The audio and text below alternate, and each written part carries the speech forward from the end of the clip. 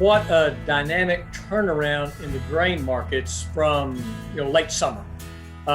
We were seeing the impact of the pandemic on the general economy, on meat production. Prices really began to surge higher across the grain markets starting in mid-August, and then continued that rise right through harvest. An unexpected blessing.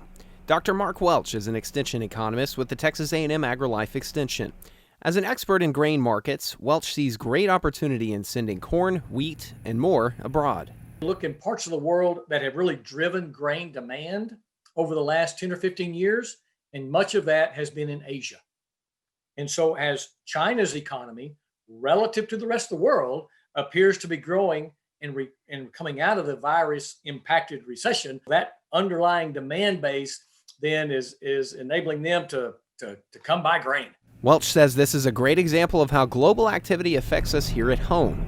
From reduced supply from other exporters to a different kind of pandemic. Over the last several years, they've had a terrible disease that's devastated the hog industry. When you consider that China alone accounts for about half the hogs in the world.